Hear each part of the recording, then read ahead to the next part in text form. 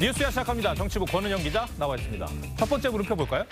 네, 첫 번째 물음표는 흑석 선생에서 이재명의 최애 대변인으로입니다. 예.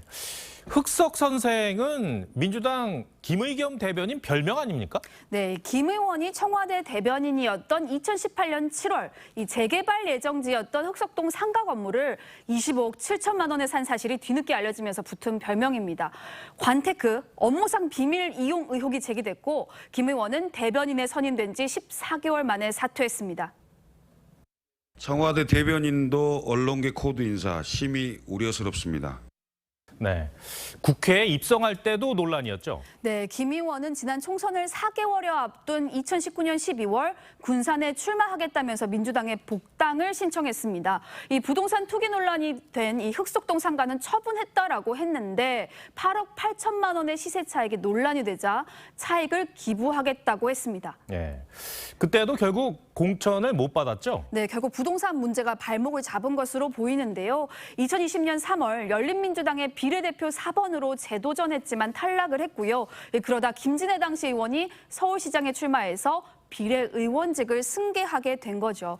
당시 당원들도 승계 자격에 상당한 불만을 표출했었고요. 상가 시세 차익을 기부했다는 김 의원이 2020년 7월 우면동의 한 아파트를 매입한 사실이 알려지기도 했습니다. 오명을 씻어보려고 몸부림을 쳐봤습니다. 집을 팔고 세금을 내고 남은 돈 3억 7천만 원을 한국장학재단에 기부도 해봤습니다. 돌이켜보면 행보마다 꽤 큰 논란들이 있었는데 그때마다 확실하게 매듭짓는 모습은 없었어요. 그러다가 이번 국감장에서 사실상 가짜 뉴스를 퍼뜨린 건데 유감 표명만 했죠. 그 유감 표명도 사실 알쏭달쏭한 유감 표명이었어요. 네, 청담동 술자리 의혹과 관련해서 이 술집에서 윤 대통령과 한동훈 장관 등을 봤다고 하는 이 당사자가 경찰에서 거짓말이었다고 진술한 게 알려지자 김 의원은 유감을 표한다라고만 했습니다. 당 내에서 그 대변인님 그 전에 술자리 발언 관련해서 책임을 져야 한다. 아니면 어제 제가 입장문 낸 걸로 가름하겠습니다. 따로 그런 조치에 대해서는 고민은 안 하시는데. 네. 당내에서도 대변인직 사퇴 또 징계 이런 얘기들이 나오는데 지도부는 그럴 생각이 없는 겁니까? 이 민주당 지도부 안에서도 팩트를 충실하게 확인을 해야 한다라는 지적이 나오는 것으로 알려졌는데 인사권자인 이재명 대표가 해임할 생각이 없다는 것으로 전해집니다. 김 의원의 가짜뉴스는 이번이 처음이 아니었습니다. 민주당 한 의원은 이 대표의 최애 대변인이 김 의원이고 이 대표가 다들 김 의견만큼만 해라라는 의견을 가지고 있다라고도 전했습니다. 김 의원은 지난 9월 당 대변인으로 선임이 됐었는데요. 민주당보다 더 선명한 계획을 내세웠던 열린민주당 출신이란 점이 부각이 됐고 언론개혁에 적극적이라는 점에서 윤석열 정부와 정면으로 맞설 이 컨텐츠를 발굴하라는 상징적인 인사로도 여겨졌습니다. 네. 첫 번째 물음표 정해볼까요? 네, 첫 번째 물음표 흑석 선생에서 이재명의 최애 대변인으로의 느낌표는 대변인의 품격으로 하겠습니다. 이 대변인은 그 당이 지향하는 바를 드러내지 않습니까? 이런 상황이라면 가짜뉴스를 양산해도 민주당에선 윤 정부와 대결 구도만 잘 형성하면 된다라는 메시지로 읽힐 수도 있습니다.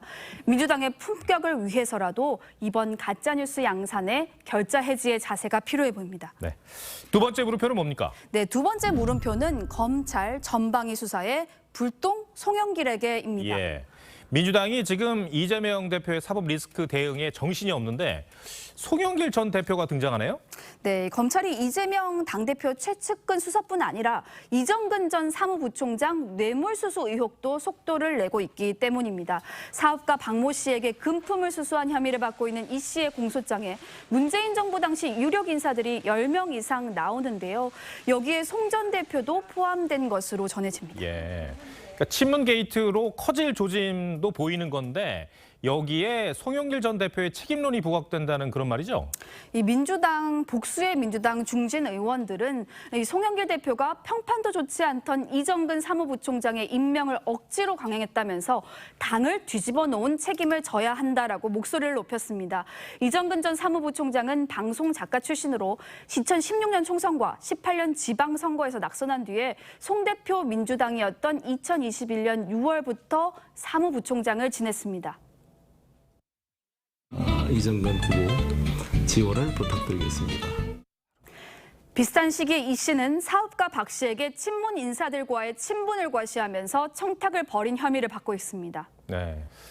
그런데 송 전 대표는 다른 사건으로 검찰에 송치가 됐죠. 근데 공교롭게도 프랑스로 송 전 대표가 출국한다는 얘기가 있던데 이거 어떤 얘기입니까? 이 송 전 대표는 지난 21일 지난해 서울시장 선거에서 허위 사실을 공표한 혐의로 검찰에 송치됐습니다.